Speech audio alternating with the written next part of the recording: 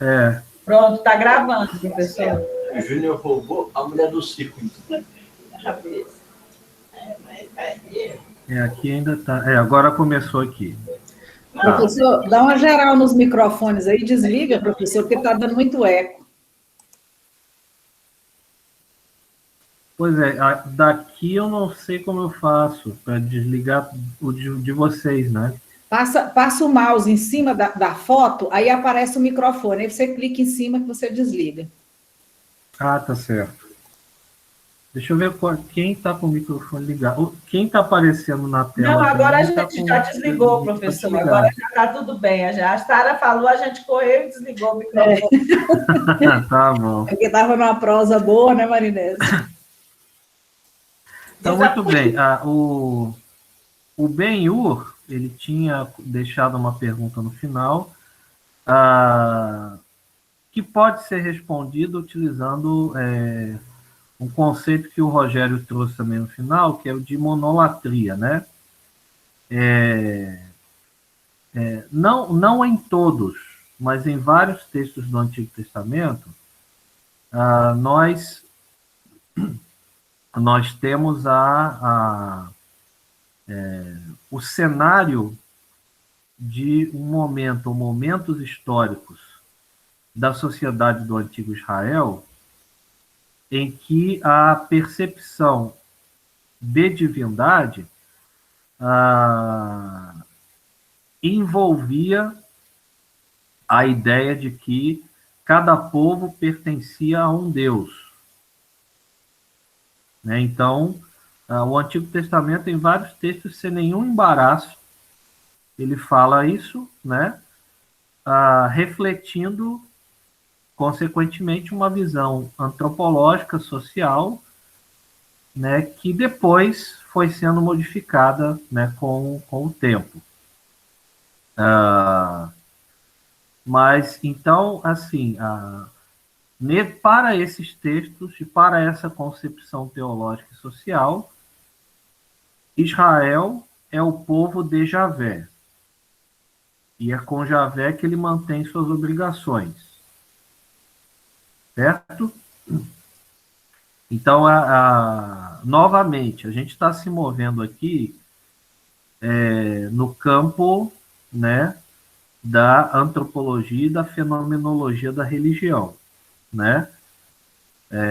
Nesses textos, o fenômeno religioso se apresenta como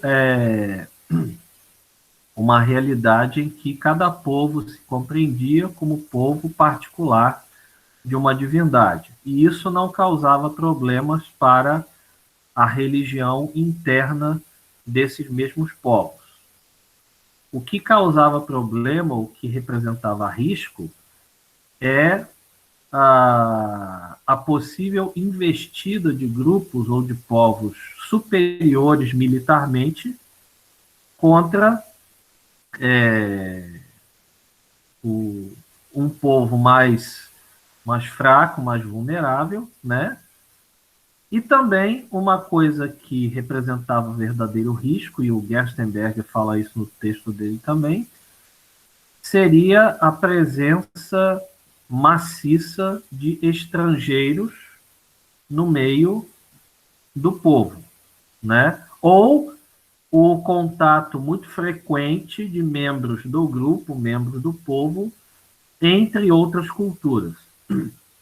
Por que isso representaria um risco, né?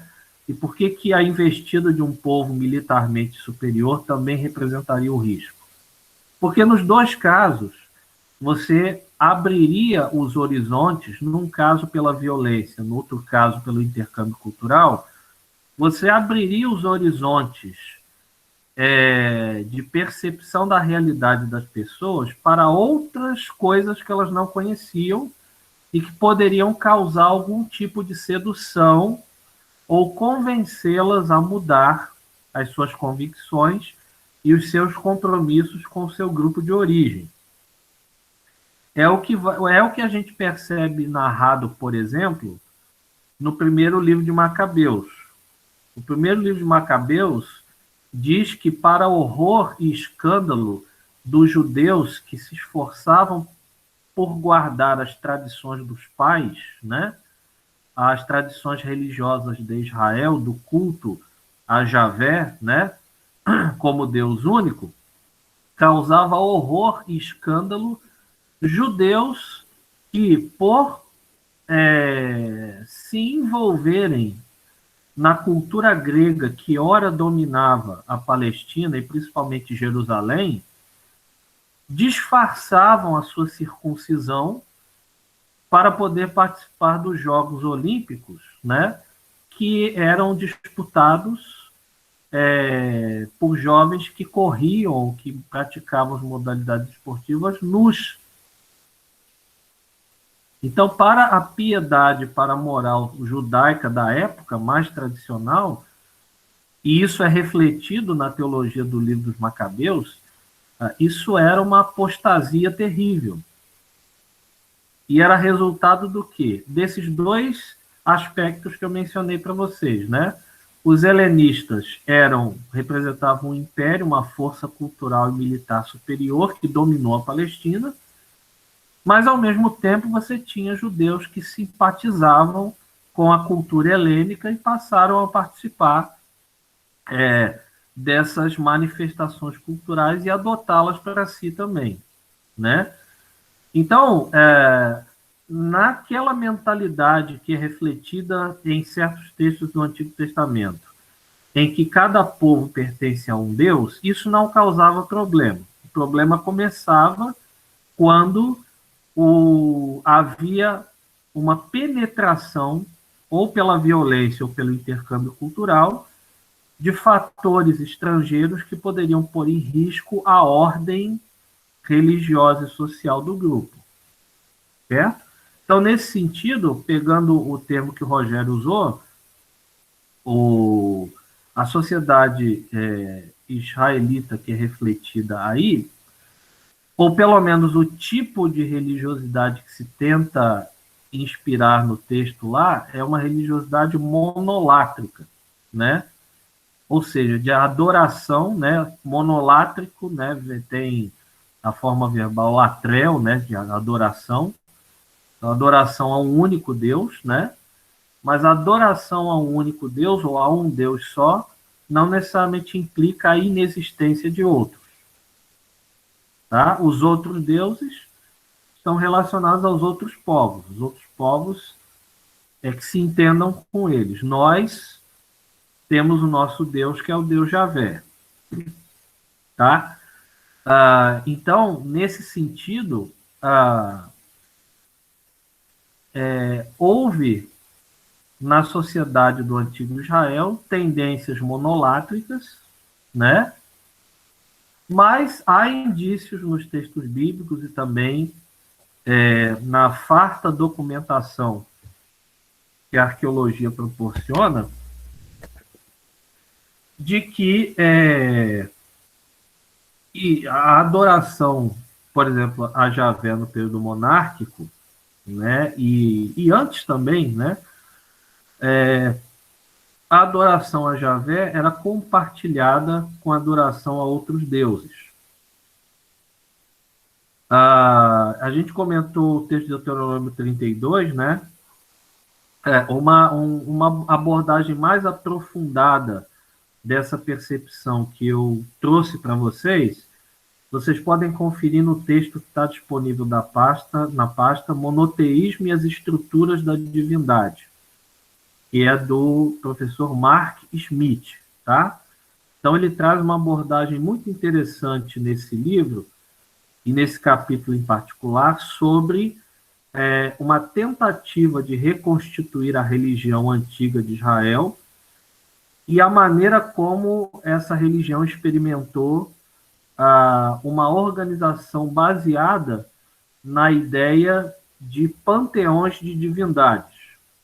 E esses panteões, ao longo do tempo, vão sendo modificados, ou seja, eles vão sendo encurtados até que, por fim, sobra apenas Javé como Deus. Tá? Então, é uma abordagem, uma possibilidade de interpretação muito interessante que ele traz e que está disponível aí nesse texto na pasta, se vocês se interessarem, quiserem aprofundar, tá? É só baixar o texto aí e ler, tá?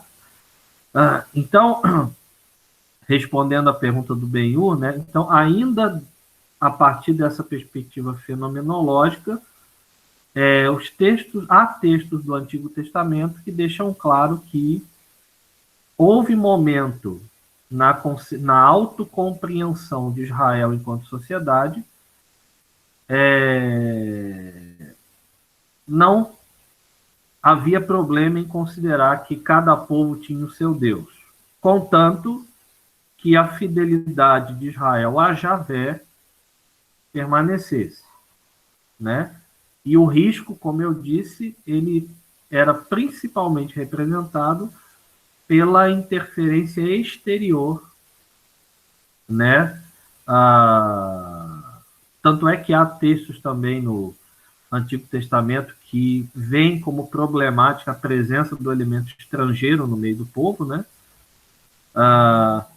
Então, o risco sempre era esse, né? De que de fora viessem influências que desestabilizassem, né, a maneira com que a sociedade se organizava e também a maneira como a religião era praticada.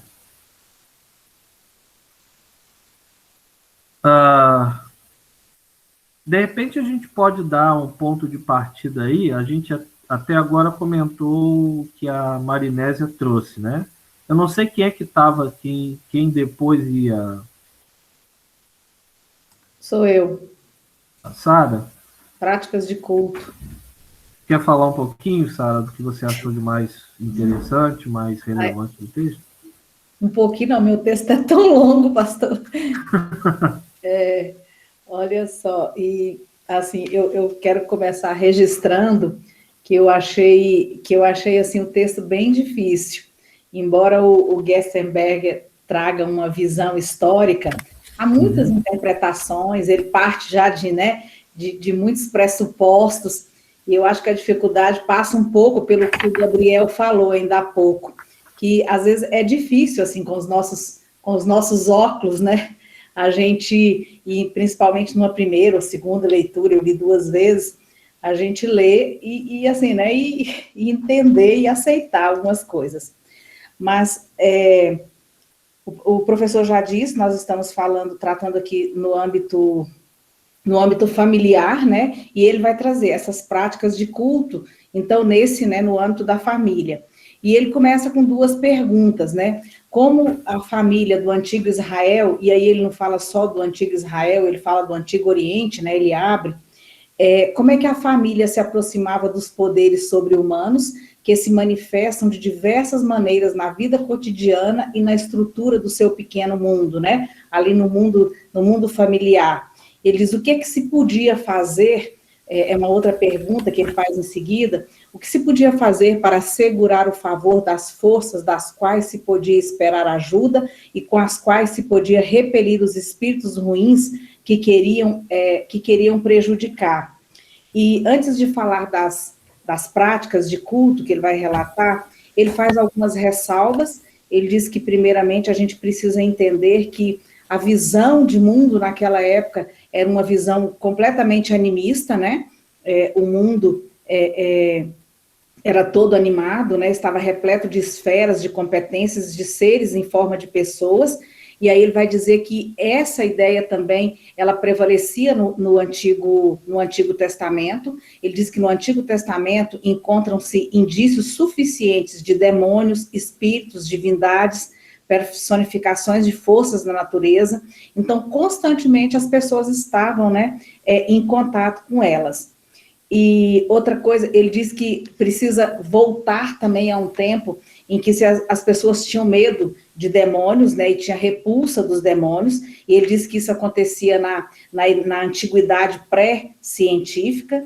Então, esses poderes, né, os seres malignos, eles podiam causar doenças e desgraças.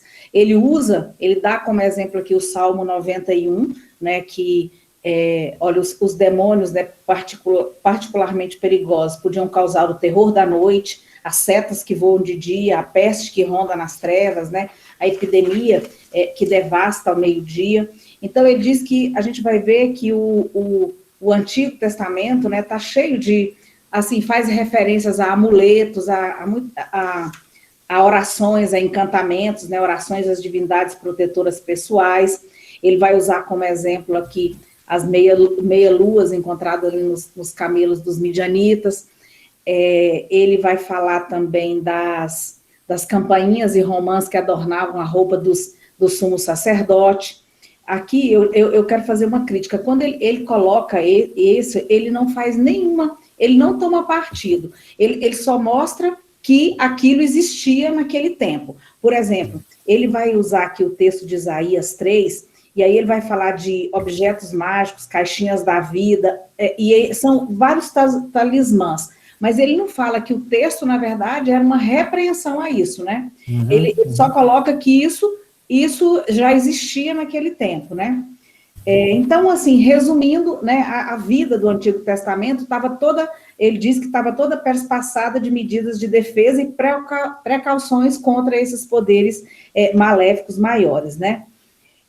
Isso, ele fala que, como isso existia, assim, de uma forma, via de regra, sofisticada, então, fala-se pouco sobre faz pouca alusão ao culto na família, mas ele fala que isso, embora possa ser menos atestado, né, esses cultos, elas são inferidas e existiam, né, esses cultos existiam.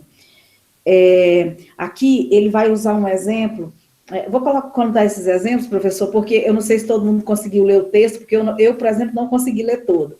Ele vai falar que essas experiências, quando, lá no Antigo Testamento, quando havia, né, aparições assim, de figuras sobre-humanas, e elas eram reconhecidas como sobre-humanas, então, em caso de aparição, e se essa aparição era hostil, né, era claramente hostil, a pessoa atingida, ela não tinha outra alternativa a não ser se defender. E aí ele vai contar dois casos. O primeiro, ele vai contar da mulher de Moisés, da Zípora. Aí ele diz assim, olha, a Zípora, né, ela recorreu a rituais apotrópicos ou exorcismo, né, para proteger do mal, através da rápida circuncisão do menino e da enigmática, mas eficaz fórmula mágica, um esposo de sangue és para mim. Então, Zípora consegue repelir o ataque mortal de um espírito demoníaco.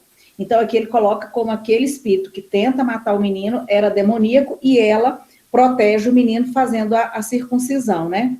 Depois ele vai falar também de Jacó. Ele diz que, eventualmente, também, uma pessoa podia subjugar esse espírito mau. Aí ele vai dizer que Jacó, com forças sobre-humanas, conseguiu lutar até o romper da aurora com um demônio noturno, e aí ele diz que aquele demônio era um demônio, um espírito fluvial, esse espírito perde as suas forças, e Jacó, só o libera diante da promessa de que ele o ajudaria, né? Então, ele diz, também coloca essa questão. E aí ele faz uma observação aqui de rodapé, que havia, né, coleções de encantamentos e augúrios sumérios acádios. Eles oferecem um rico material ilustrativo sobre a necessidade vital de repelir as forças do mal e conquistar o favor das forças do bem. Eu não sei se ele faz essa referência aqui aos sumérios acádicos, numa referência de onde vinha Abraão, né, de quem era descendente de Jacó. Então, ele coloca isso aí. Ele diz que os fenômenos de as divindades relacionadas com a família se restringirem a um determinado local é conhecido em muitas culturas e religiões.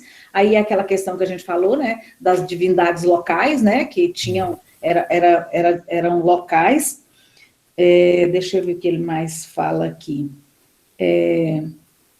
Aqui tem uma coisa que ele fala que é interessante, que ele vai falar que um exemplo de como se estabelecia um relacionamento mais duradouro com Deus é a história de Jacó.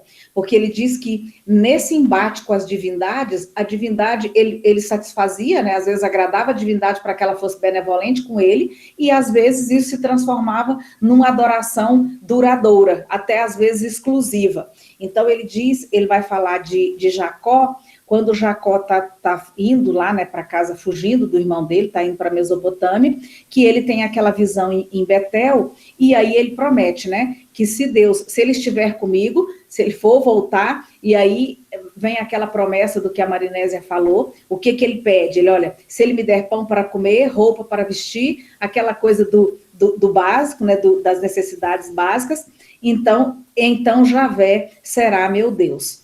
Então, aqui a coisa das garantias das necessidades básicas, e ele vai mostrar, então, que esse relacionamento com as divindades se baseava na reciprocidade. Então, se ele abençoar, ele será o meu Deus, né? Ele diz que isso era bastante difundido no Oriente Médio. Deixa eu ver o que mais interessante aqui. Tem uma coisa, pastor, que o senhor falou, eu até nem ia falar sobre isso, mas ele coloca a questão da religião dos pais.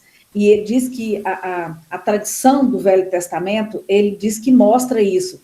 E aí ele vai dizer que Abraão, Isaac e Jacó, ele identificou, ele simplesmente... Não, deixa eu voltar. A tradição do Antigo Testamento juntou as divindades deles, né, numa só. E aí ele vai falar, Abraão, Isaac e Jacó, e identificou cada uma delas com Deus. Aí, que é Israel conhecido por Javé. E aí ele vai dizer, olha, o nome, possivelmente, as divindades de cada um deles, de Abraão, Isaac e Jacó, eram referências às suas divindades ancestrais, né? Aos seus deuses. Ele vai dizer, o senhor já citou isso, né? O terror de Isaac, o escudo de Abraão, poderoso Jacó. Então, ele diz que, provavelmente, isso são nomes das divindades guardiãs dos clãs deles, e que aí isso termina em Javé, né? Então, ele diz, de modo geral, o modelo de um tipo de religião de família, no qual o chefe da família pode ser o principal parceiro da divindade. Então, provavelmente, eram os deuses deles. E aí ele vai falar de práticas, o que se dava, quais os tipos de práticas que aconteciam ali, né? Ele vai falar que havia prática de culto no ambiente familiar, aí ele chama isso de culto doméstico, piedade privada, né? Ele vai lembrar aqui, ele vai citar algumas divindades, por exemplo, o ídolo que Raquel furta do pai dela, né? A Mical, o ídolo também que ela coloca lá no lugar de Davi para enganar lá. Então, ele diz, olha, apesar de não ter escrito como é que se dava esse culto, mas certamente havia o culto no lar, né? Ele diz que a gente não conhece os detalhes, mas certamente se realizava. E aí ele coloca, o professor já fez uma menção, vou reforçar aqui. Ele diz que, provavelmente, o culto doméstico era um assunto mais da mulher. Por quê? Porque ela é que lidava com os deuses ali no lar, e ela que administrava o que era oferecido para os deuses ali. Por exemplo, colocava a farinha, o azeite, frutas, legumes, né? E que mais tarde transformou na oferta de manjares, em oblação, né? E aí a mulher ficava com essa parte e o homem ficava com aquela parte de realizar os sacrifícios sangrentos, né? Que aí normalmente não se fazia em casa, né? E era realizado em santuários locais ou regionais. Então aqui ele começa com isso, e aí ele vai falar também que deixa eu ver aqui. Deixa eu ver se vou andar mais um pouco aqui.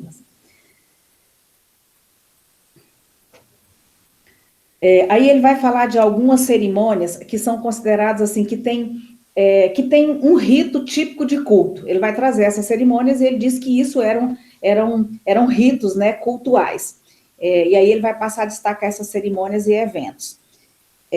A primeira que ele coloca é a cerimônia, que eu nunca nem tinha ouvido falar, é a cerimônia da cura de uma pessoa. E aí ele faz uma diferença. Quando a doença era uma doença fácil, curável, era tratada em casa mesmo, com chás e tal. Mas quando havia uma doença mais grave, quando havia risco de vida, havia uma busca por cura de uma divindade, eram as divindades da cura. Então, buscar o conselho de um especialista em curas era no antigo Israel, como no caso de uma consulta médica. Hoje, só uma questão financeira. Ele disse que também naquela época, se tivesse dinheiro, a família faria isso, né? E aí ele vai dizer que hoje, aquilo que se praticava lá é equiparado hoje aos curandeiros, aos xamãs, aos pajés, e que depois, no Antigo Testamento, isso vai ser, esse curandeiro, esse homem que vai ser chamado, é o homem de Deus. E ele dá o exemplo aqui, também o professor já falou, sobre a questão a narrativa... Só uma parte, Sara. Não, só um parênteses, ó.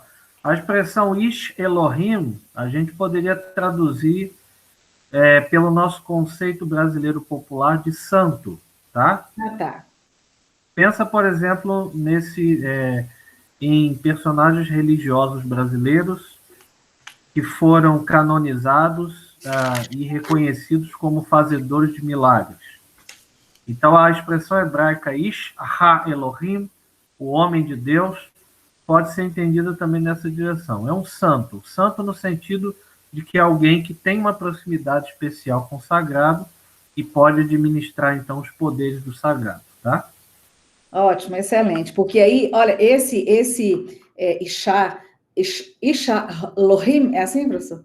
Ele era considerado o curandeiro profissional, mais tarde ele veio, esse homem de Deus, e que era o santo, e mais tarde o profeta, né?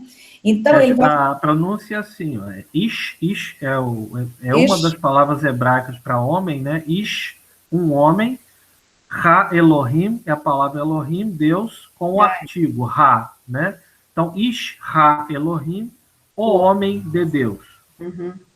Então, esse homem que era, né, o curandeiro profissional, aqui na narrativa de Eliseu e da Sunamita, a Sunamita manda buscar, né, quando ela vê que o filho está morto, ela vai buscar, na verdade, ela não manda, não, ela vai buscar, e aí ele vai dizer que aí a gente conhece a história, né, Eliseu chega e tal, a narrativa prossegue com o tratamento mágico e conjuratório do falecido e de sua revivificação por parte de Eliseu. Ele diz que havia antes um diagnóstico em que aquilo podia ser curado, podia ser tratado, porque se não tivesse solução, nem se faria, né? Então, ele coloca aqui esse episódio da Sunamita e de Eliseu como sendo uma dessas cerimônias de cura por divindades, né? A cerimônia de cura consistia essencialmente de purificações rituais, oferta de sacrifícios e orações de doentes. Aqui eu frisei isso porque ele vai falar que vários salmos, Salmo 38, 41, ele diz que são chamados de lamentações do indivíduo, mas na verdade isso eram orações prontas que esse homem trazia, e na verdade ele só escolhia a que mais adequava ao momento, ao caso em que ele estava enfrentando, né? Então, resumindo, né, com o auxílio do especialista em rituais dessa natureza, que naturalmente tinha que ser pago, a família podia combater os poderes da morte em uma cerimônia cultual no próprio lugar em que morava. E ele traz isso, né, como um ritual de culto. Deixa eu ver aqui, um outro ritual, ele vai falar dos rituais de passagem, e aqui não vou falar muito sobre isso não, mas ele vai falar, olha, do nascimento, puberdade, casamento e óbito, né? Aí, aqui tem alguns que ele fala que a Bíblia não traz muito, na verdade o nascimento traz o nascimento de Samuel, como houve festa, uma festança e tal, também o de Sansão, né? Tinha o da circuncisão, né, especificamente, a criança, o menino era circuncidado ao 8º dia, e ele vai dizer também que no Antigo Testamento também tinha o desmame também era importante, né? Depois, puberdade e casamento. Ele vai falar, o Antigo Testamento traz poucos indícios de ritos populares, né? Provavelmente de extraordinária importância, não tem muita importância, porque ele fala que o rito de passar, para as mulheres, para as moças ainda tinham, mas para os rapazes, né, não tinha quase nada. Outra cerimônia que ele traz, e aqui ele traz uma cerimônia, e eu achei que ele fez uma confusão, ele fala da cerimônia de grupos nômades que saíam uma vez por ano para buscar pastagens. Lá na frente, ele vai misturar a Páscoa com a colheita, vou deixar para falar lá, porque ele faz um resuminho. Outra situação de ritos, acho que é isso, pastor. É muita coisa, é muita novidade, sabe, pastor? A bênção da família. Aqui tem um rito que ele fala que é importante, que eu acho que também a gente não conhecia, que era o rito que passava a transferência da liderança da família para o herdeiro. Ele disse que isso aqui era um rito muito importante, havia um significado muito grande, em que o pai transferia toda a autoridade, a suprema autoridade da família para o filho mais velho, os mais novos iam ter que se contentar com porções de poderes menores. Essa transferência de poder era única e irrevogável. A gente vê isso em alguns aspectos. No próprio Jacó a gente vê isso, né? Que Esaú chega e o pai diz, não tem mais nada para você. Na nossa cabeça ocidental, a gente ia dar uma bronca em Jacó, né, e falar, você não tem bênção nenhuma, e toma a sua bênção. Mas lá, né, na verdade, Isaac diz, olha, não tem nada para você, porque eu já dei a bênção toda, né? Mas ele coloca... Esse texto, Sara, desculpa a interrupção, né, ele é um texto, né, que... Ele quer tanto esse quanto o texto em que Jacó oferece o guisado vermelho, né, para Esaú e obtém o direito de primogenitura, né, são textos que querem explicar por que Jacó, que era o filho menor e não Esaú, se tornou o escolhido de Deus, se tornou patriarca, né? Porque justamente isso que você está falando, né, e previsto em legislação do Antigo Testamento, a questão natural era que o filho mais velho herdasse da parte do pai, né, a sucessão do clã. Né, então a gente vê isso acontecendo, né, também em alguns contextos do Antigo Testamento. Mas como é que Jacó, que não era o primeiro filho, ele se torna, então, o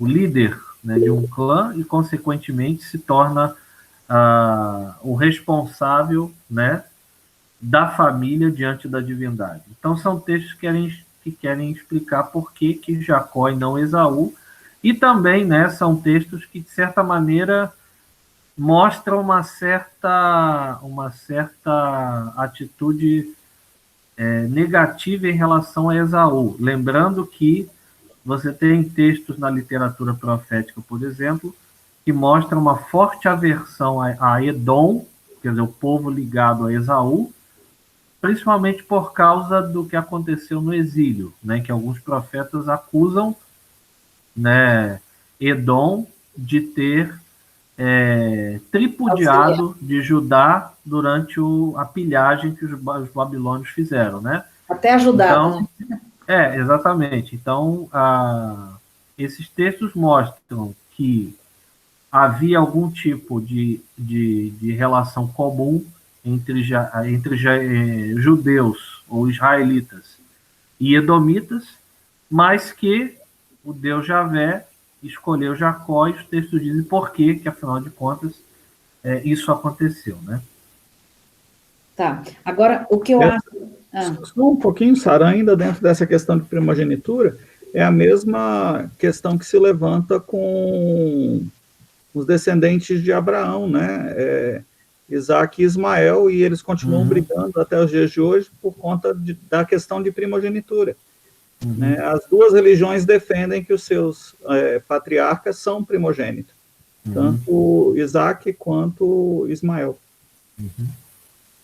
Agora, aqui, pastor, o que me chamou a atenção no texto é que ele vai dizer que aqui a gente está falando do rito em que o pai transfere, né, a autoridade para o filho mais velho. Ele vai dizer que o chefe de família era portador de um poder divino que devia vir em benefício de todo o grupo. Era um tipo de tesouro espiritual da família, mas extremamente eficaz. Esse poder da bênção, ao que tudo indica, não estava relacionado diretamente com a divindade guardiã. Ele diz, um herói podia extorquir esse poder até de uma divindade estranha. E aí ele vai lembrar de novo do que Jacó fez, né? Que Jacó extraiu o lado que ele disse que era um demônio aqui, um demônio fluvial. Um outro rito era morte e sepultamento, né?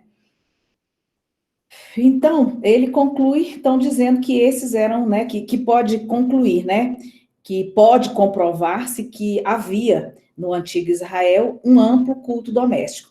E aí, então, aqui ele faz um resuminho no final aqui, e que tinha por objetivo o bem-estar da comunidade familiar, numa continuação daquilo que a Marinésia falou, né, esse era o objetivo. E aí, então, ele resume nos ritos de passagem, e aí aqui é que ele vai falar do ritual da Páscoa. E aqui que eu falo, quando ele fala do ritual da Páscoa, aí ele já fala essencialmente uma festa de colheita, aí eu não entendi porque a festa, provavelmente ele deve estar se referindo à festa das semanas, né, que era na colheita, no começo da colheita da cevada, mas aí já depois da Páscoa, e aí ele vai falar e de mudança de pastagem. Então, ele não separou aqui, mas eu penso que devem ser coisas distintas, e depois ele vai falar também da festa do final da colheita, né, que era a festa dos tabernáculos. E agora, depois de tudo isso que ele vai falar de Israel, que ele vai mostrar todos esses ritos de passagem, toda essa forma, né, de culto, ele vai dizer, ele finaliza assim, ó, essa antiga fé da família em uma divindade guardiã particular, nada tinha a ver com a religião de Javé. Aí ele me confundiu inteiro, sabe, pastor? Eu já não sei. Aí ele fala que ao lado do culto, provavelmente permanente a um padroeiro ou uma padroeira divina, o pequeno grupo, com certeza, tinha que se haver ocasionalmente também com outros nomes, com outras divindades. Então, ele diz, havia o Deus principal, que era a padroeira, mas eles também, né, ele diz, tinham que se haver com outras divindades. Então, assim, bem complexo, e agora vou passar a palavra para o senhor, só pode falar à vontade. Pode falar. Eu só ia dizer o seguinte, né? A gente está com o nosso tempo quase no final. Eu vou fazer um comentário bem rápido, mas a gente pode voltar essa discussão amanhã, né? E eu queria também ver com vocês o seguinte, né? Se a gente pode, a partir das 10, então, fazer aquela distribuição, né, dos textos, porque mesmo que a gente não consiga dar conta de todos amanhã, como a gente não conseguiu hoje, ao menos vocês terão uma parte inicial, né, de leitura dos textos, que vocês poderão repetir ou aprofundar depois, né? Mas pelo menos para vocês terem um material, terem um primeiro contato com esses textos, a partir do qual também, durante a nossa discussão, mesmo que não seja o seu momento de expor a parte que você leu, você pode contribuir também com aquilo que a colega trouxe, né, a partir do que você leu. Tá? Então, a gente pode fazer assim? Tá. Combinado. Então, Sara, novamente, né, a gente precisa olhar a questão do ponto de vista fenomenológico, né, de como é que a religião, do ponto de vista social, funciona. Quando o Gerstenberger fala que essa religião da família não tinha nada a ver com a fé em Javé, né, você tem que compreender isso em parte, né? sem dúvida, Javé, no antigo Israel, né? Talvez aí de forma mais expressiva, por volta do século X em diante, Javé vai se tornar o Deus do povo, né?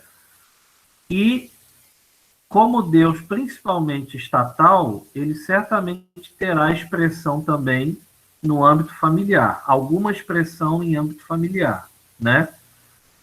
Mas, novamente, é preciso primeiro separar a divindade patrona do povo, principalmente num povo organizado como monarquia ou como Estado burocrático, e a realidade domiciliar ou a realidade familiar, que também no antigo Israel podia envolver culto ao Deus estatal, mas também a formas de divindades próprias da família. Então, esses textos que mostram, por exemplo, Raquel, Mical, o tal do Micas, lá em Juízes 17, né, manuseando e fabricando figuras que são chamadas no texto de terafim, e que o contexto sugere, né, que eram figuras divinas. Alguns autores vão falar que talvez fossem representações de ancestrais, né, mas não há muita clareza e muita certeza em relação a isso. Mas certamente são figuras de culto, né? Então isso mostra que o ambiente familiar, em termos de riqueza religiosa, ele tinha sua especificidade em relação à religião estatal. Uma outra coisa que está na base do que o Gerstenberger está falando, né, e aí, novamente, a gente continua olhando a coisa do ponto de vista antropológico, do ponto de vista social, é que há indícios no Antigo Testamento de que Javé originalmente não era Deus de Israel, mas tornou-se. Um indício está no próprio nome do grupo, Israel, né? El é o nome do Deus supremo do panteão canaanita, pai de Baal e de Anate, por exemplo, né? O Deus El é o que a gente chama de Deus ocioso nas ciências da religião. Ele é aquele Deus que cria a terra, tem um número de filhos divinos, e esses filhos, então, que serão responsáveis, por exemplo, por gerir aspectos importantes da vida da sociedade, tanto na natureza quanto nas relações humanas mesmo, né? Então, a função desse Deus ocioso, que fica quietinho lá na montanha sagrada dele, né? E às vezes o Antigo Testamento faz referência a essa montanha, ao Monte Zafon, né? Ele fica lá quietinho no topo da montanha dele, porque a função dele já exerceu, que era de criar a terra e de gerar filhos divinos, né? Então, na composição do nome do grupo, você tem o nome do Deus El, né? Então, provavelmente, o Deus original de Israel era El, e não Javé. Em segundo lugar, você tem textos que sugerem uma proveniência de Javé do sul da Palestina. Então, por exemplo, Juízes capítulo 5, Deuteronômio capítulo 33, Abacuque capítulo 3 e Êxodo capítulo 3 associam Javé diretamente com uma montanha que fica fora da Palestina, que é a montanha do Sinai ou a montanha do Horebe. E essa montanha, né, não só ela, mas também a terra onde Javé é associado por esses textos, não é a terra de Israel, mas é a terra ao sul da Palestina, né, em alguns textos identificada com as regiões de Edom, em outros textos com a região de Midian. Aliás, é bastante sugestivo que a revelação de Javé dada a Moisés acontece exatamente em terras midianitas. E que a mulher que sabe como aplacar a ira de Javé em Êxodo capítulo 4, a história que você leu aí do ataque, né, a Moisés e a Zípora, é precisamente Zípora, que é uma midianita. Então, os biblistas, em geral, interpretam esses textos e outros indícios como referência ao fato de que provavelmente Javé é um Deus que foi levado para a terra de Israel, e lá ele vai se tornando, passo a passo, o Deus principal de Israel, até se tornar, por exemplo, nas monarquias israelitas do norte e judaíta do sul, o Deus estatal e com expressões também populares, né? Professor, agora a gente precisa também lembrar que os midianitas eram descendentes de Abraão, né? Então, provavelmente a prática que Zípora sabia ali, o pai dela diz que ele era sacerdote, né, em Midian, então Sim. Tem essa ligação com o próprio Abraão, né? O texto de Gênesis, né, ele visivelmente procura colocar em Abraão a origem de povos que vão ser importantes, né, para Israel em termos sociais e também em termos de contato, né, ao longo da história, né, ao longo da história de Israel. É provável que essa ligação seja mais literária do que factual, né? Tentando, então, de certa maneira, fazer convergir para Israel, né, que é o interesse principal, não só do livro de Gênesis, mas do Pentateuco como um todo, e vai ser também o interesse do Antigo Testamento, de fazer convergir para a história de Israel tudo aquilo que, de alguma maneira, vai influenciar o crescimento da mesma história desse povo, né? Não só os midianitas, mas os moabitas e amonitas também são colocados em relação direta com Israel, porque são povos descendentes de Ló, sobrinho de Abraão, né? Uhum. Então você tem ali Gênesis provavelmente fazendo uma ligação literária, provavelmente literária,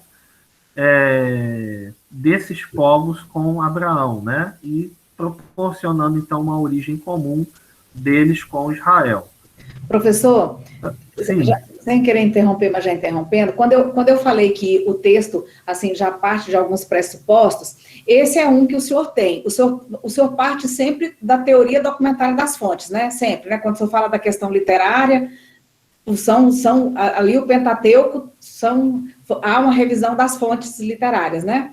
Documentais, não é Na isso? verdade, não da teoria das fontes clássica, né? Porque essa teoria já caiu em descrédito, né? Embora alguma coisa dela ainda se aproveite, né? Mas a partir, sim, da ideia de que o Pentateuco ele é resultado de um trabalho redacional sobre material pré-existente, né? E bem mais tarde, senão não teria como fazer essas inferências literárias que o senhor está fazendo, né? Essas ligações. Sim, sim. Não é o nosso assunto aqui, né? Mas a formação do Pentateuco é algo que ainda na pesquisa está em discussão, né? Porque no século XIX você chegou a esse aparente consenso, né? A partir do trabalho de Julius Wellhausen, que formulou essa teoria clássica dos documentos, né? Que vigorou aí por mais de um século, mas no século XX ela entrou em colapso, né? E hoje há alguns consensos em relação à formação do Pentateuco, mas uma teoria que baste para explicar a formação do Pentateuco, né, não existe, né? O que existe são várias abordagens, várias hipóteses que se conectam em alguns pontos e concordam em alguns pontos, mas em outros elas não concordam, né? Mas, assim, eu estou partindo, sim, né, de uma perspectiva mais literária e mais social, né? Gente, eu posso interromper, então, a gravação para a gente fazer aquela distribuição do material? Então, peraí.